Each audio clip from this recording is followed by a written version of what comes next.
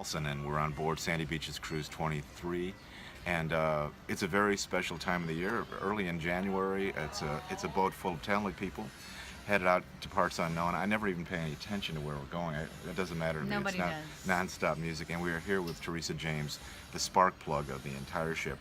She has this she has so this funny. position.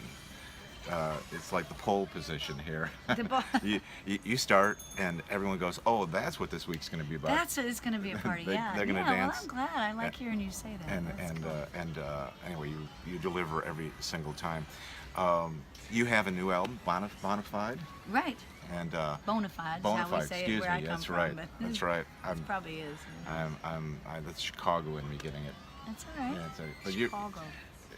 your origins are where then? Grew up in Houston.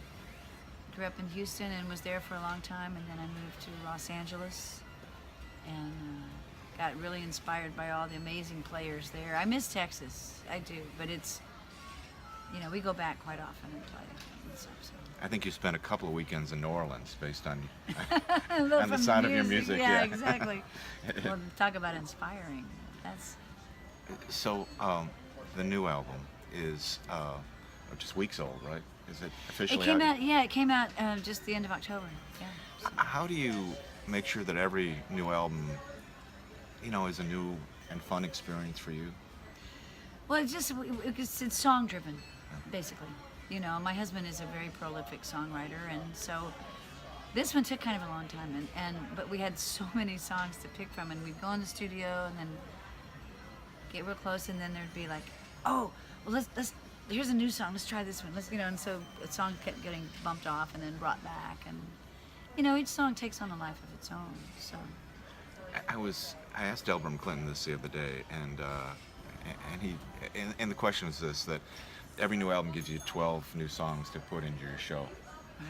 and over a period of time, It's hard. How do you decide? It's what really makes hard. that? This was our 9th album, Yeah. so it's one of them was country, so we don't do too much of that in our set normally. But yeah, I mean it takes forever, and it's you have to think about, okay, well obviously we're trying to sell the new CDs, so we put a lot of those in there. But also you've got it's all about the timing and the beat, the key, the tempo, trying to. I'm kind of a dork when it comes to that, though. I'm always like thinking, okay, so we do the ballad about breaking up and losing.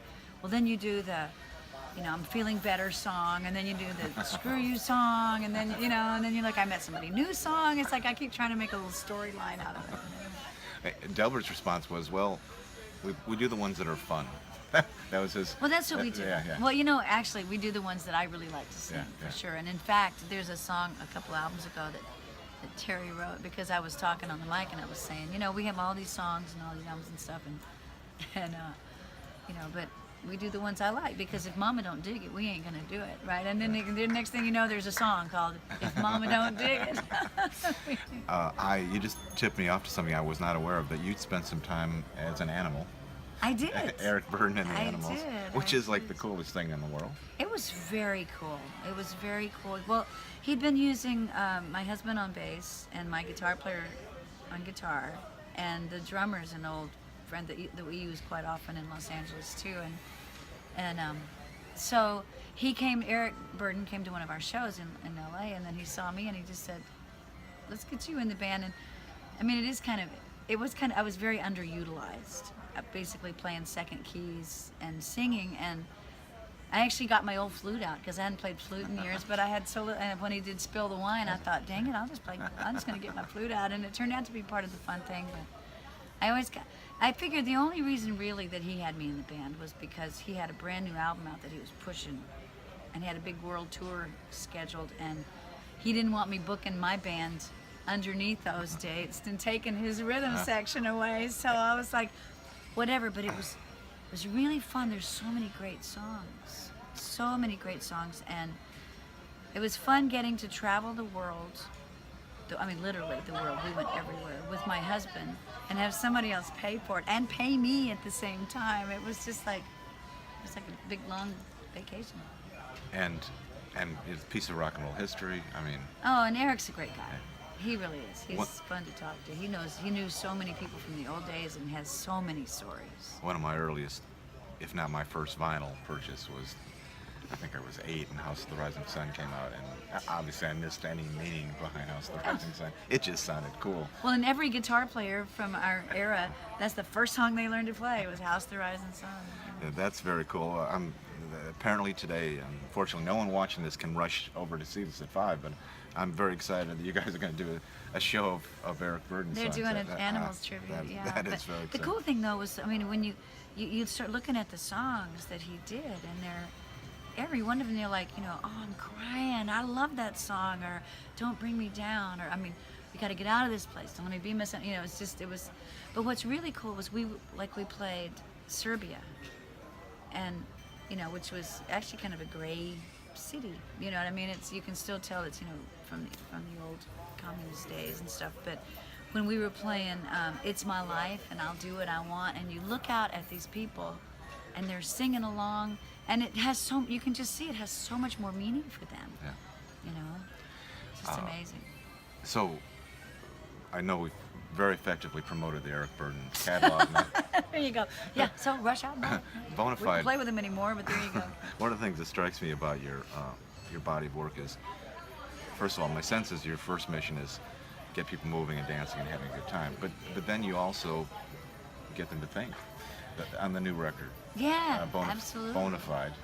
Bona fide. Yeah. There you go. There's a reference, a song about God. Can you talk a little bit about that? Yeah, we have a friend in Los Angeles, a fellow named Greg Sutton, who's an amazing singer. He's had a lot of songs recorded by other people, but he and my husband have written together a bunch, and they cooked up this song. It's called My God is Better Than Your God, right? And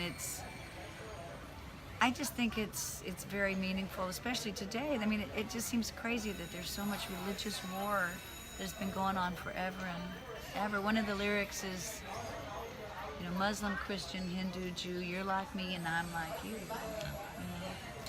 It's a very powerful and timely song. Thank you. Yes. So, what do you do in a fresh new year, 2017? How many days of the year are you on the road? Well, we are just getting out and touring. We don't, in the past, well, for one thing, the animals were stealing my guys all the time, so that was hard. That was really hard to book around them. But even before then, because my husband and I are both in the band, we decided early on that we weren't going to be a big touring band while the kids were growing up, because we wanted to be a family, and we weren't touring at the kind of level where you bring your nanny and you have, you know, it's hard. The road is hard. It is fun, and it looks like fun, but if you ever go on the road with anybody, you'll know it's like, this is, you know, it's boring and tiring and, you know, whatever. So anyway, so it's just been in the last few years that we're really starting to get out, and we just got an agent that's helping us book. So we're hoping to get out more. We've got 4 or 5 good trips planned this year, so.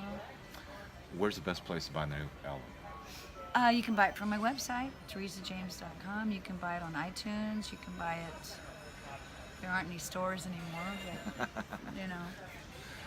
Yeah, I'd say one of those 2 places probably. Bona fide from Bona Teresa James, fide. out now.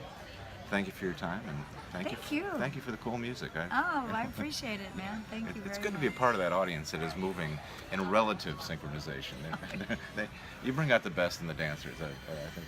I know, there's a really nice club out in LA that books us, but there's no dance floor. So our people are just like, I don't know. So, good, I'm glad to hear you say that. Thanks very much. Okay. Teresa James.